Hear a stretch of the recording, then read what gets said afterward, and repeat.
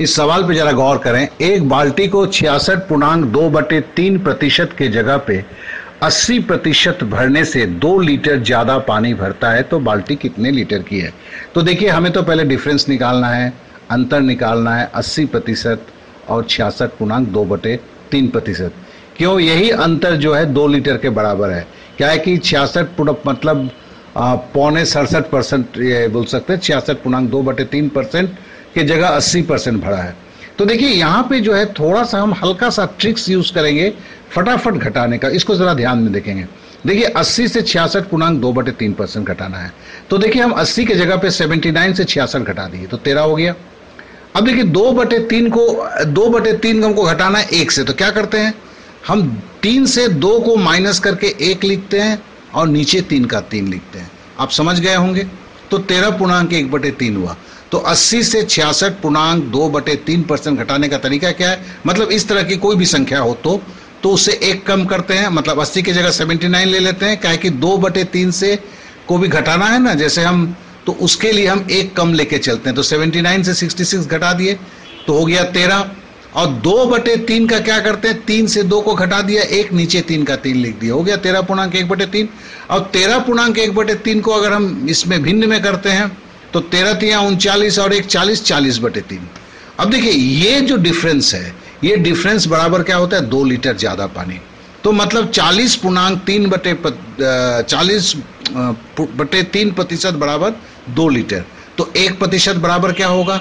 तो देखिए जब 40/3% 2 है, जब भिन्न होता है तो 1 करेंगे तो 40/3 उलट जाएगा। उलट के क्या होगा, 3/40। 3/40 गुना 2। अब बाल्टी क्या है, प्रतिशत में है, तो संपूर्ण बाल्टी का मतलब होता है 100%। तो 100% बराबर क्या होगा? तो देखिए पहले 3/40 गुना 2 तो है, अब इसके साथ 100 गुना करेंगे। 100 अगर गुना करेंगे तो पहले देखिए काला से काला है, मतलब 100 का 1 शून्य जो है 40 के 1 शून्य से काट दिया। फिर देखिए 2 को हमने 4 से काटा तो 2 दूनी 4, 2 हुआ। 2 को हमने फिर 10 से काटा तो 5 हुआ। तो 5 तियां 15 लीटर हुआ। आशा करता हूं हम आप समझ गए होंगे। लेकिन प्लीज इस मैथ को, क्वेश्चन को पहले लिखिए, फिर आप वीडियो को बंद कीजिए कम से कम 4 बार, क्योंकि ये जो आपका जो भिन्न का घटाव जो है, ये जो ट्रिक्स है, ये भी आपके दिमाग में जाना जरूरी है, तभी इस पे आपको सफलता मिलेगा। चलिए अब नेक्स्ट क्वेश्चन पे चलते हैं।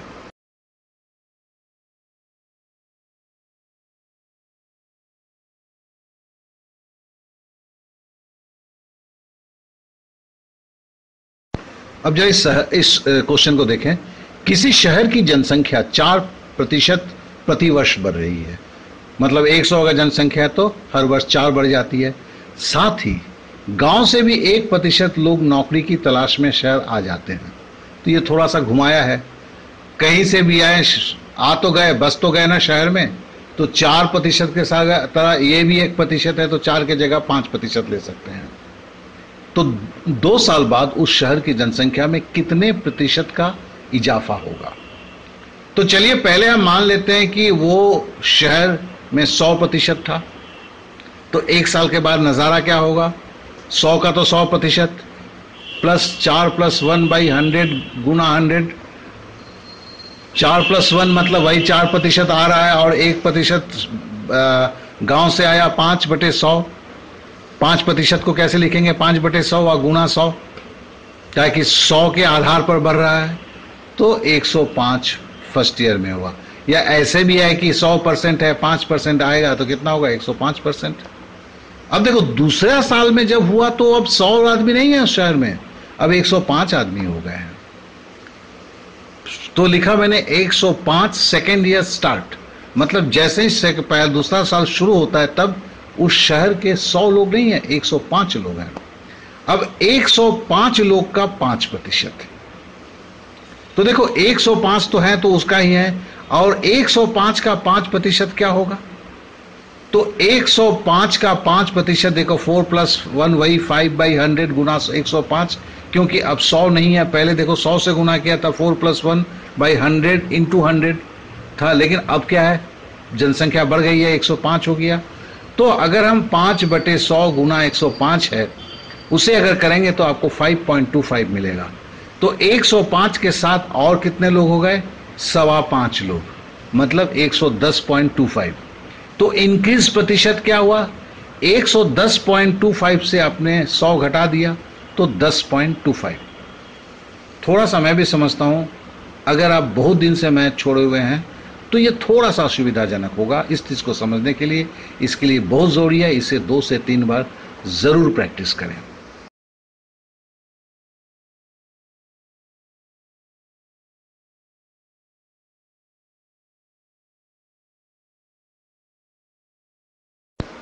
एक पपीता गाछ, मतलब पपीता का पेड़ को 2 साल पहले लगाया गया था और वो प्रतिवर्ष 20% की दर से बढ़ रहा है। आज के दिन इस गाछ की लंबाई 540 सेंटीमीटर है। तो बताएं गाछ जब लगाया गया था तब उसकी क्या लंबाई रही होगी? अब देखिए यहां पे एक फॉर्मूला हम यूज करते हैं, 2 फॉर्मूला है, इसको आप जरा याद कर लेंगे क्योंकि ये काफी जरूरी है। इसके ऊपर बहुत सारे मैथ आगे आपको बनाना है। n साल बाद, अगर n साल बाद का कोई फिगर निकालना है तो क्या होता है? P bracket start 1 + r/100 to the power n। तो ये क्या है कि हम बाद में इसको बताएंगे कि ये कहां कहां यूज होता है। मतलब जब भी हम इसको चक्रवृद्धि ब्याज में, तो इस फॉर्मूला को सबसे पहले हम इस्तेमाल करते हैं। अब देखिए n साल पहले, दूसरा भी एक है। n साल पहले मतलब है कि जैसे इसमें है कि 540 सेंटीमीटर अभी है, तो 2 साल पहले क्या था, तो उस जगह पे ये फॉर्मूला यूज होगा। क्या होगा? 1/P bracket start 1 + r/100 to the power n। ये लाल रंग का जो n है वो टू द पावर दिखा रहा है। अब देखिए ये 2 फॉर्मूला तो भाई साहब आपको याद करना है, यहां पे कुछ भी नहीं है और बहुतों को ये फॉर्मूला आता ही है। अब देखिए फॉर्मूला में खाली फिगर रखना है हमें। n साल पहले कितना था, तो n साल बाद कितना था, मतलब आज कितना है? 540 है। और पहले क्या था, तो पहले P था, ठीक है। और 1 + r मतलब 20% की दर से बढ़ रहा है रेट बटे 100, और 2 साल है तो ऊपर 2 हो गया। अब देखिए 540, अब 1 + 20/100 बराबर कितना होगा? 120/100, और 120/100 को 2 बार गुना करना है, क्या कि स्क्वायर है, तो क्या हुआ? P गुना 120/100 गुना 120/100। अगर आप 120/100 को अगर आप 20 से काटते हैं तो क्या होगा? 20 × 120 और 20 × 100, तो हुआ P गुना 6/5 गुना 6/5। तो 540 बराबर हुआ P गुने 36/25। तो P का मान क्या होगा? तो मैंने जब भी बोला है कि आप जब भी आप क्या भिन्न होता है और जब ये किसी इक्वल टू बराबर के चिन्ह को क्रॉस करता है, दूसरी तरफ जाता है, तो वो उलट जाता है। तो क्या हुआ? 540, 25 नीचे था ऊपर चला जाएगा, 36 ऊपर था नीचे चला जाएगा, फिर काट कूट के होता है 375। देखिए इसमें इस तरह के मैथ में कैलकुलेशन थोड़ा सा स्ट्रांग होना जरूरी है और फॉर्मूला को याद करना जरूरी है। तो यहां तो आप पहले फॉर्मूला अगर आपको पता नहीं है तो फिर कम से कम 4 से 5 बार रख के रट्टा मारिए, फॉर्मूला को याद कीजिए, उसके बाद मैथ को कीजिए, फिर आगे बढ़ेंगे, नहीं तो धोखा हो जाएगा। आप सोचेंगे बाद में फॉर्मूला याद करेंगे तो मुश्किल हो जाता है। तो प्लीज इसे कीजिए, फिर आगे बढ़ेंगे।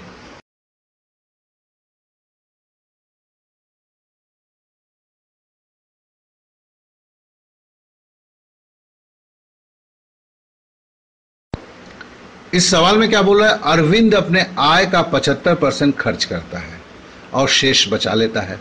तो यहां पे हम बोलते हैं अगर 100 रुपया है तो 75 रुपया खर्च करता है, 25 रुपया बचा लेता है। अब उसकी आय में 20% वृद्धि हो जाने पर वो अपने खर्च में 10% वृद्धि कर देता है। आय में बोलता है 20% वृद्धि हो गई, 100 रुपया का आय था, देखो नीचे 120 लिखा, हो गया ना, 20% बढ़ गया। तो उसने खर्चा क्या करता था? 75, उसमें 10% बढ़ गया, मतलब 75 का 10% 7.5 हुआ, तो हमने जोड़ दिया 87.5 हुआ। और 87.5 रुपया खर्चा करता है, 120 रुपया कमाता है, तो घटाते हैं तो 32 रुपया 50 पैसा वो बचाता है। देखिए अब यहां से जो है इस मैथ में एक ट्रिक्स मतलब एक तरीका शुरू होता है। पूछा था कि इस परिस्थिति में उसकी बचत कितना होगी। अगर आप नहीं जानते हैं तो क्या करते हैं आप सीधा बोलते हैं कि भैया 32.5 वर्ष 120 रुपये में होता है तो 100 रुपये में कितना होगा। ये नहीं पूछा है, इसने पूछा है कि उसकी जो बचत होती थी अब उसमें कितनी प्रतिशत की वृद्धि हुई। तो क्या है कि अभी 32 रुपये 50 पैसे होते हैं, पहले 25 रुपया होता था, तो बढ़ा कितना 12.5 रुपया बढ़ा। और कहां से बढ़ा तो 25 रुपये से बढ़ा। तो देखिए 12.5 बटे 25 ये भिन्न हो गया, और इसको प्रतिशत में बोलना है तो गुना 100। फिर से मैं दोहराता हूं, देखो पहले 100 रुपया था तो 75 रुपया खर्चा करता था तो 25 रुपया बचता था। अब बोलता है कि आय में 20% की वृद्धि हो गई तो 100 रुपये की जगह 120 रुपया होगा। अब जब ज्यादा कमाने लगा तो खर्चा भी थोड़ा ज्यादा किया तो 10% उसने खर्चा बढ़ा लिया, तो 75 में 7.5 रुपया और जुड़ गया तो 87 रुपया। अब 120 से अगर 87 रुपया 50 पैसा घटाते हैं तो कितना होता है 32 रुपया 50 पैसा। अब क्या बोलता है, अब बोलता है क्या है कि उसके बचत में कितनी प्रतिशत की वृद्धि हुई।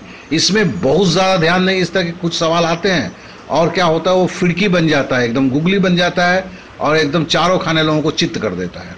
तो इसमें यह बोला है कि 32.5 अभी हो रहा है बचत, पहले कितना होता था 25, तो कितना बढ़ा भैया, तो 32.5 से हम 25 घटा देंगे तो 12.5 होगा। और ये कहां से बढ़ा है तो 25 रुपये से बढ़ा है। तो हम प्रतिशत निकालने के लिए क्या करेंगे 12.5 बटे 25 करेंगे।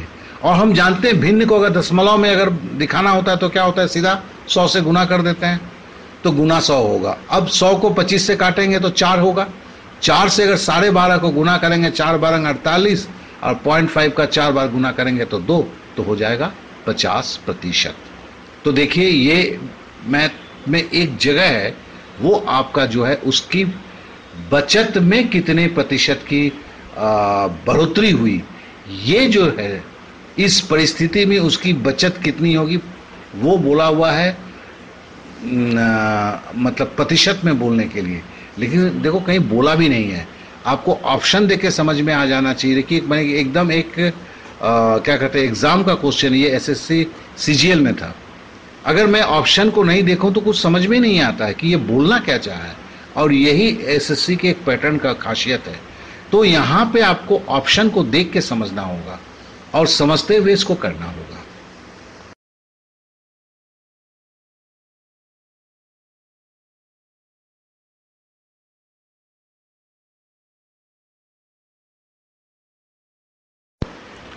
अब इस सवाल को देखें, देखिए देख के घबराइएगा नहीं, इसमें थोड़ा कैलकुलेशन ज्यादा होता है, क्वेश्चन में दम नहीं है। एक आदमी ने अपने पूंजी का 1/3 भाग 7% पर, 1/4 भाग 8% पर और शेष 10% पर निवेश किया। यदि उसकी वार्षिक आय 561 रुपये है तो पूंजी क्या होगा। तो पहले देखो 1/3 भाग और 1/4 भाग बोला, शेष भाग हमें पता नहीं, उसको निकालना है। तो क्या करेंगे 1/3 प्लस 1/4 कितना भाग होता है देखेंगे, तो नीचे एलसीएम निकालेंगे, लॉसा करेंगे तो 12 होगा, उधर ऊपर 4 + 3 होगा तो 7/12। तो 7/12 है तो शेष भाग देखिए अभी आपको बताया था, क्या करेंगे 12 से 7 घटा देंगे तो क्या होगा 5/12। ठीक है, तो आपने लिखा शेष भाग 5/12। अब जैसे पूछा है हम वैसे ही करते हैं, हम पकड़ ले क्या लेते हैं कि पूंजी जो है के है, एक्स के जगह मैं के मानता हूं कि टाइपिंग में मेरे सुविधा होता है, आप एक्स मानिए के मानिए जो भी मानिए। तो देखिए पूंजी का 1/3 भाग, तो 1/3 गुना 7/100। 7/100 क्यों हुआ, 7% को कैसे लिखेंगे आप भी जानते हैं, 7/100 लिखेंगे प्लस 1/4 भाग, फिर 1/4 लिखा गुना 8%। 8 का मतलब हुआ क्या, 8 का मतलब हुआ आपका कि 8% का मतलब हुआ 8/100 प्लस क्या था 5/12। 5/12 गुना 10/100 क्या कि 10% है, गुना के बराबर 561। अब देखिए 1/100 हम कॉमन ले लेते हैं तो फिर क्या होता है 1/3 गुना 7/1 प्लस 1/4, ये आपका निकलता है। तो इसको अगर आप करते हैं तो देखिए, ये अगर आपका लॉसन निकाल के 28 प्लस 24 प्लस 50/12 होगा, और ये 100 जो था 100 को उधर करते हैं तो 561 गुना 100 हो गया। तो फिर के बराबर क्या हुआ, 561 गुना 100 गुना 12/102 बराबर 6600। तो देखिए यहाँ कैलकुलेशन ज़्यादा है। अगर आप कैलकुलेशन में वीक हैं तो 4 से 5 बार इसको रगड़िए, आपकी कलम रुकेगी, आप फिर देखेंगे क्या हुआ था, इस तरह करके समझेंगे, फिर करेंगे तो आप ज़रूर सुखी रहेंगे। ये मैथ आपके साथ जाएगा। और एक बार करके निकल जाते हैं, सोचते हैं कि आपका सब कुछ क्लियर है, तो आपको धोखा हो जाएगा। इस बात को ज़रूर याद रखें।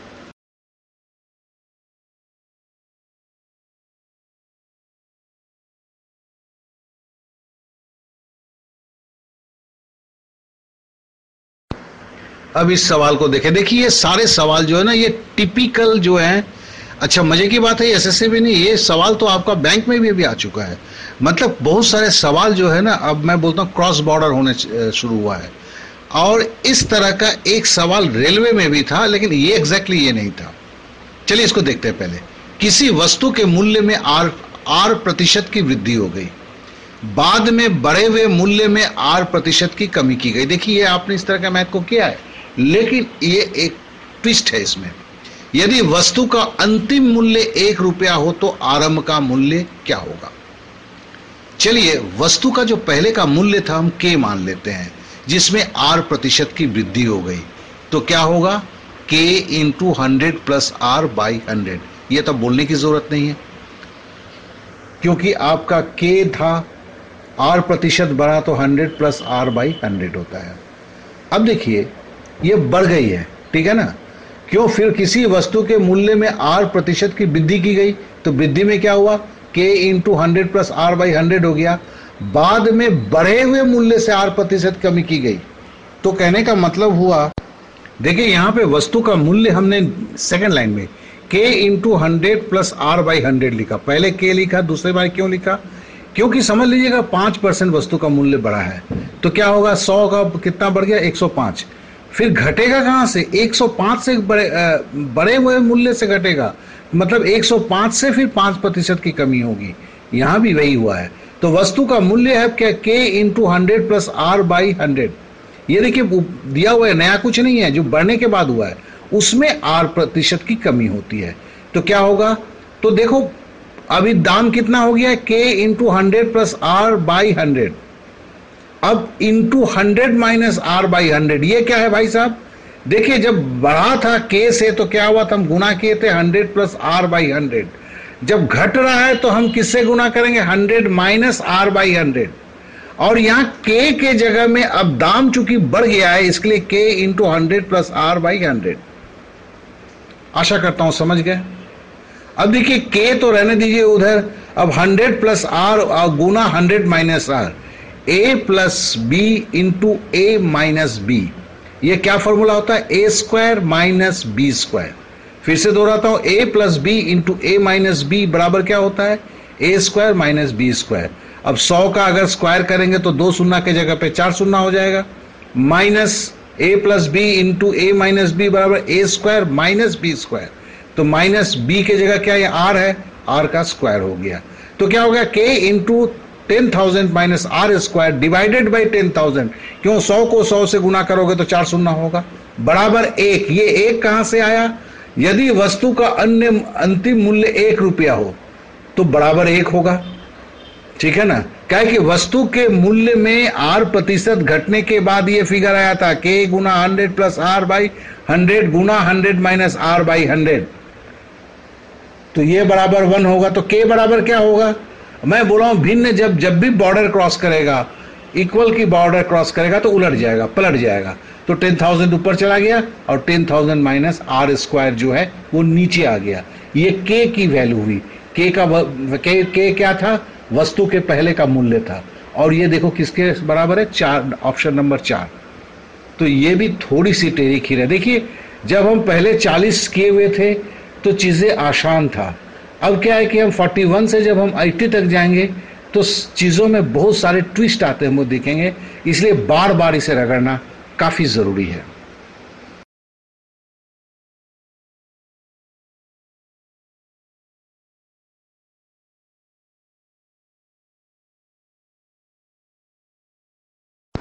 ये सवाल थोड़ा सा जान में आपको पानी लाएगा, थोड़ा सा हल्का है। किसी स्कूल में छात्र और छात्राओं का अनुपात 3:2 है। 3:2 मतलब 3/2। अब देखिए इसको हम कैसे करते हैं, जब भी प्रतिशत का देखो, पहले भी हमने किया हुआ इसको, बोलता है यदि छात्र 20% छात्राओं में 25% वयस्क हैं, तो हम क्या करते हैं, 3 को 300 मान लेते हैं, 2 को 200 मान लेते हैं, कोई गड़बड़ नहीं होगा, काहे कि सुन्ना सुन्ना कट भी जाएगा तो 3/2 ही होगा। अब 300 का 20% कितना होगा भाई साहब, 300 का 20% होता है 60%, 60 होता है। अब बोलता है कि यदि 20% वयस्क है, तो 20% 300 में 60 जन वयस्क हैं, तो घटा दिए तो कितना मिल गया, 240। फिर बोलता है कि छात्राओं के 25% वयस्क हैं। अब छात्रा कितने हैं, 200 है, 200 का 25% कितना होगा, 50 होगा। तो 50 को अगर हम घटाते हैं 200 से तो कितना मिलता है, 150। तो ये 240 क्या है, ये वयस्क नहीं है। किसमें, छात्र में। छात्राओं में क्या है कि 150 जन क्या है, वयस्क नहीं है। इन दोनों को जोड़ते हैं तो कितना होता है, 390। तो 500 छात्र में 390 छात्र जो हैं वो वयस्क नहीं है, उन्हीं का तो प्रतिशत निकालना है। तो हम क्या करते हैं, 390 बटे 500 गुना 100 करते हैं, तो फिर इससे क्या होगा, आपको 78% आंसर होगा। देखिए इस तरह की मैथ आप पहले भी मिलता जुलता कर चुके हैं, थोड़ा सा इसमें ट्विस्ट है, ट्विस्ट उतना ही है। इसके लिए इसको भी 2-3 बार कर लीजिए, करने के बाद प्लीज आगे बढ़ेंगे। देखिए इस शब्द को मैं बार बार बोल रहा हूँ, क्योंकि मैं इसलिए बोल रहा हूँ कि आप जैसे आप देखते हैं, क्लास में जाते हैं, सुनते हैं, प्रभावी क्यों नहीं होता है। प्रभावी इसलिए नहीं होता है कि उसी वक्त अगर आप उसको करते हैं, 2-3 बार रगड़ लेते हैं, जो क्लास में संभव नहीं है, लेकिन जब आप वीडियो से कर सकते हैं, ये आपके लिए संभव है, तो उसकी आदत डाल लीजिए, तो फिर आपको कोई प्रॉब्लम नहीं होगा। इसके लिए मैं बार बार इस बात को दोहराता हूँ कि वीडियो के सबसे बड़ा है कि अगर मैं क्लास में ले रहा हूँ तो मैं इसको 3 बार नहीं बोल सकता, या एक मैथ बोलने के बाद मैं चुप होकर नहीं बैठ जाऊंगा कि आप उसको प्रैक्टिस करोगे बैठ के। ये चीज़ वीडियो के साथ है, तो दोस्त इसका भरपूर आप लोग फायदा उठाइए।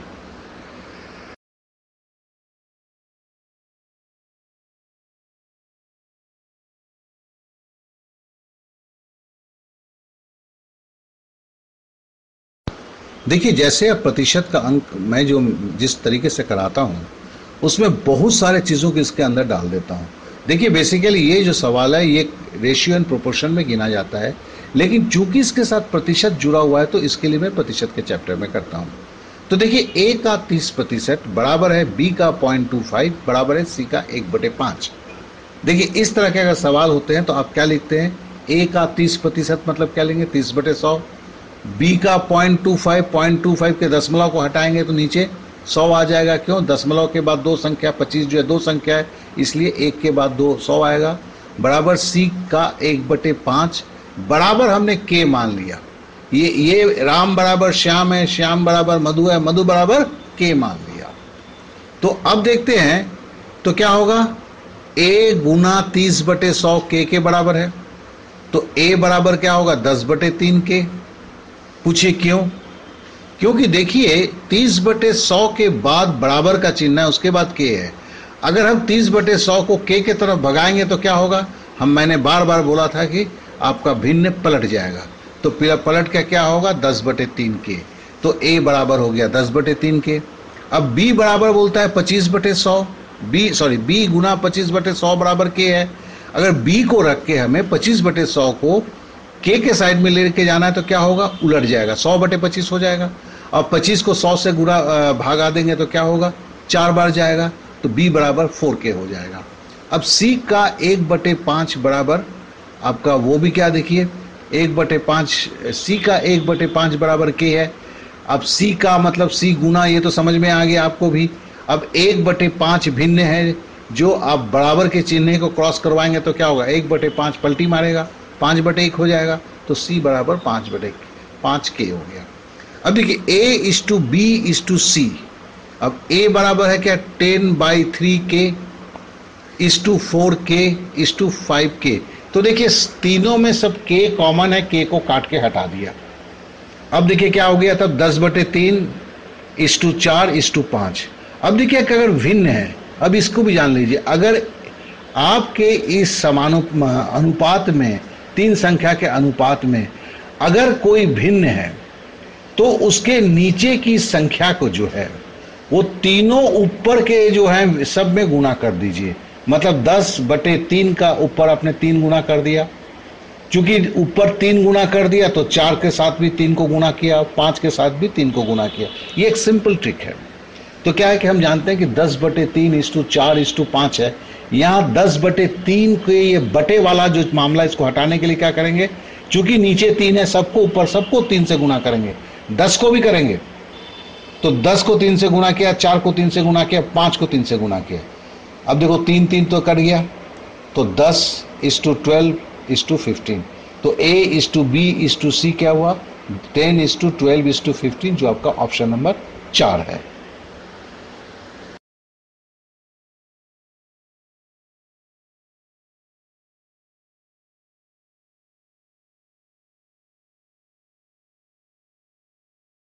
अब इस सवाल को देखें, यदि P + Q का 20% बराबर P - Q का 50%, तो हम का बराबर तो गुना जानते हैं, 20% को अगर लिखना होगा तो कैसे लिखेंगे, 20/100। 50% को कैसे लिखना होगा, 50/100। तो देखिए हमने वही किया, P + Q गुना 20/100 बराबर P - Q गुना 50/100। अब देखिए 20 अगर आपका जो है 20/100 है, तो 20/100 बराबर क्या होगा। अब देखिए दोनों तरफ आप देखिए यहाँ पे इक्वल के चिन्ह के, इधर 20/100 है, उधर 50/100 है, दोनों नीचे में 100 है, तो डायरेक्ट आप 100 को 100 से काट दे सकते हैं। ठीक है, ऊपर देखिए 20 है, उधर 50 है, देखिए सब पे गुना का चिन्ह है, इसलिए आपने क्या, 0 उधर भी काट दिया। अब क्या हुआ आपका, P + Q × 2 बराबर है P - Q × 5। अब 2 से गुना करते हैं तो क्या होता है, 2P + 2Q बराबर क्या होता है, 5P - 5Q, क्योंकि P - Q है इसके लिए। अब देखिए Q को एक जगह रखते हैं, तो 2Q इधर है और -5Q इधर था, इधर लेके आएंगे तो क्या होगा, वो आपके इक्वल चिन्ह के राइट साइड में था, जब इसको लेफ्ट साइड में बाएं में लेके आएंगे तो माइनस वाला प्लस हो जाएगा, तो इसलिए 2Q + 5Q हो गया। और देखिए 5P तो वहीं पे है, और 2P को फिर अब जब इक्वल के चिन्ह के इस साइड में राइट साइड में लेके जाएंगे, प्लस 2P था वो -2P हो जाएगा, तो बराबर क्या हो जाएगा, 7Q बराबर 3P। अब P ऐसा करते हैं, 3 को आप 3P के 3 को इधर लेके आ जाते हैं तो नीचे होगा, तो 7/3 होगा, और Q 7 के साथ गुना के चिन्ह में इधर पे लेके आएंगे तो बटे Q होगा, तो क्या होगा, P/Q बराबर 7/3। देखिए यहाँ जो है इक्वेशन के जो है कैलकुलेशन को थोड़ा सा अच्छी तरह जानना जरूरी होता है, नहीं तो क्या होता है कि अभी तो आपको लगेगा कि आप समझ गए हैं, लेकिन बाद में प्रॉब्लम होगा। लोग बेसिक्स के लिए रोते हैं, मैं बोलता हूँ बेसिक्स के लिए रोया नहीं जाता है। बेसिक्स अगर किसी की कमज़ोर है तो इसे ज़बरदस्ती समझने की कोशिश किया जाता है। ये कोशिश करके बार बार करते हैं ना कि ऐसे हाथ उठा दे देते हैं कि नहीं मेरे को बेसिक पता नहीं है। क्या है कि बेसिक में भी यही बात बताया जाएगा जहाँ जो यहाँ पे मैं बता रहा हूँ, तो अलग से बेसिक नहीं सीख के इसको करके इस तरह तो मैथ में बार बार प्रैक्टिस होता है, तो बेसिक जो है वो खुद ब खुद क्लियर हो जाता है। इस चीज़ को याद रखें। तो फिर कोशिश करें, फिर से एक बात दोहराता हूँ, तब तक आगे ना बढ़ें जब तक ये आपके कलम में चढ़ नहीं जाए।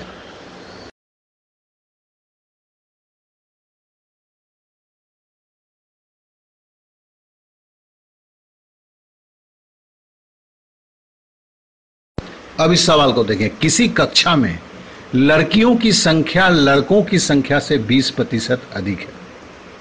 इस कक्षा में कुल 66 विद्यार्थी हैं। यदि कक्षा 4 और लड़की, अच्छा यदि कक्षा में होना चाहिए था, यदि कक्षा में 4 और लड़कियां भर्ती कर ली जाए तो लड़कियां और लड़कियों की संख्या का अनुपात क्या होगा। देखिए यहाँ पे अब क्या कि कुछ छोटे छोटे ट्रिक्स हम यूज करेंगे। 20% ज़्यादा था भैया, तो हम क्या मानेंगे, लड़के 100 थे, लड़की 20% ज़्यादा मतलब 120, तो टोटल स्टूडेंट क्या हो गया, 220। देखिए प्रतिशत की में ये मान सकते हैं, कोई प्रॉब्लम नहीं होता है। तो 100 प्लस 120 बराबर 220। अब 220 बराबर, लेकिन हकीकत में बोलता है 66 विद्यार्थी है, तो 220 अगर 66 विद्यार्थी है तो 100 बराबर क्या होगा, क्योंकि 100 अपने लड़के की संख्या मांगा है, तो 66 बटे 220 गुना 100। ये तो अब एक एक नियम अब बोलने की जरूरत नहीं, आप समझ चुके होंगे। तो बराबर 30। ये 30 क्या बता रहा है, ये 100 आपने किसका क्या माना था, लड़का माना था, ये तो 30 क्या है, लड़के हैं। तो लड़कियां कितनी होगी, 36, तो दोनों मिला के थे, तो आपका ये 66 दोनों मिला के थे, तो 30 लड़के हैं तो 36 लड़कियां होगी। अब बोलता है उस क्लास में 4 लड़कियां और आ गई, तो 36 के साथ और 4 जुड़ गया, तो कितना हो गया, 40। तो अब लड़के की संख्या कितनी है, 30 है, लड़की की संख्या कितनी है, 40 है, तो 30:40 बराबर 3:4। तो देखिए इस मैथ में कुछ भी नहीं था, लेकिन हमने x नहीं लिया इसमें। हमने क्या किया, हमने क्या कि चलो लड़का हमने 100% है, क्या कि 20% अगर लड़कियां ज़्यादा है तो फिर मतलब लड़के की संख्या 100 होगा, तो इसके लिए 100 लिया प्लस 120 लिया, तो दोनों को जोड़ दिया तो 220। लेकिन बोलता है क्या 66 विद्यार्थी है, मतलब मेरा 220 ओरिजिनली 66 है, तो मेरा 100 जो मैंने लिया है वो ओरिजिनल क्या होगा, वही निकालना होगा जो ओरिजिनल कितने लड़के हैं। तो 220 बराबर 66, एक बराबर क्या होगा, 66 बटे 220, तो 100 बराबर कितना होगा, 30। और ये 100 किसको संबोधन कर रहा है, लड़के को। क्यों, क्योंकि हमने लड़के को 100 लिया है, उसी के हिसाब से 20% ज़्यादा मतलब 120 लिया है, लड़की लिया है, तब जाके 220 बना था। अब देखिए 30 हमें लड़के मिल गए, और बोलता है कि स्टूडेंट की संख्या 66 है, तो नचेले लड़के की संख्या हमने घटा दिया, तो हमें आ गया 36। अब बोलता है 4 लड़कियां और भर्ती होती है, तो 36 के साथ 4 जोड़ दिया तो 40 हुआ, तो रेशियो क्या होगा, 30:40। Very simple. लेकिन आगे मत बढ़ना दोस्त, आज के लिए यही आखिरी है, लेकिन आप इसे ज़रूर 3 से 4 बार करके तब आगे बढ़ेंगे।